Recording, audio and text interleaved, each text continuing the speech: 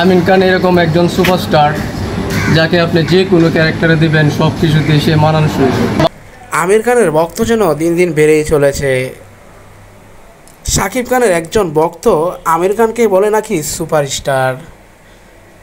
সে মূলত শাকিব খানের ভক্ত ছিল, এখন কেন আমির খানের ভক্ত হয়ে গেল? এই দুজন থেকে কাকে বেশি ভালো লাগে কমেন্ট করে জানিয়ে দেবেন, আর লাইক করতে ভুলবেন না।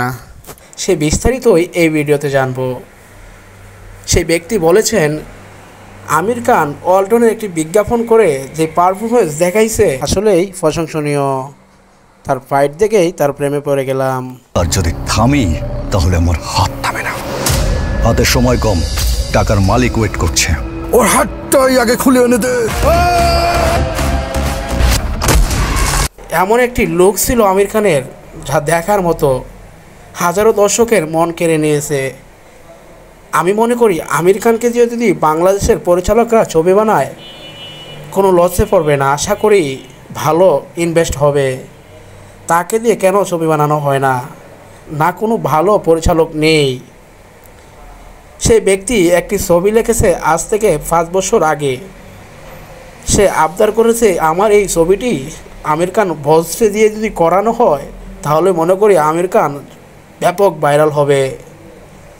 আমির খানের যে ফাইটটা ছিল এই ওয়ালটনের বিজ্ঞাপনে আমি মুগ্ধ হয়ে গেছি। আমির খানকে আমি বস মানি। আজ থেকে আমি আমির খানের ভক্ত হয়ে গেলাম। তাই আমি চাই আমির খান বসকে দিয়েই আমার এই ছবিটি করাবো। ভালো পরিচালক নেই বিদায় তাকে ভালোভাবে কাজে লাগাতে পারে নাই। আজ থেকে প্রায় 5 বছর যাবৎ আমি এই গল্পটা লিখছি। মাস্টারপিসকে তো পরিচালক মালেক আফসারির হাতে আমি এটা তুলে দিতে চাই। আজ থেকে প্রায় 15 বছর যাবৎ বস আমির খানের ভক্ত।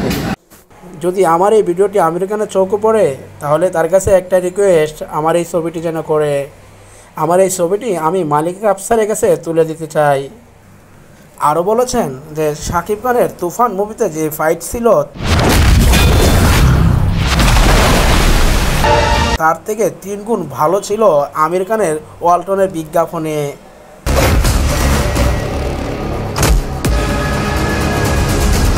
সে সামান্য বিজ্ঞাপনে তার লুক যে চেহারাটা দেখিয়েছে বলার মতো না। আমি আমির খানের ভক্ত হয়ে গেলাম। আমি চাই আমির খানকে দিয়ে যেন বাংলাদেশের পরিচালকরা ছবি বানানো হয়।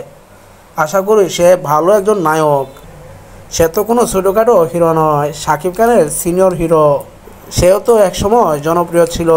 আজ কেন পরিচালকরা তাকে দেখে না? একজনকে নিয়ে পড়ে থাকলে কি হবে? সেই শাকিব খানের ভক্তই বলল। বিস্তারিত জানতে চলেন এই ভিডিওতে দেখা যাক। আমিন খান অনেক লোড নিতে পারে অ্যাক্টিংয়ে, জানো? যে লোডটা নাম করি বলি যে রিয়াজ ফেরদৌসী নিতে পারবে না। ওকে যদি টিপিক্যাল ক্যারেক্টার দেওয়া। আপনাদের জন্য অনেক কষ্ট করে ভিডিওটি বানিয়েছি। যদি আমাদের ভিডিওটি ভালো লেগে থাকে অবশ্যই আমাদের চ্যানেলটি সাবস্ক্রাইব করে রাখবেন। ভালো থাকবেন, খোদা হাফেজ।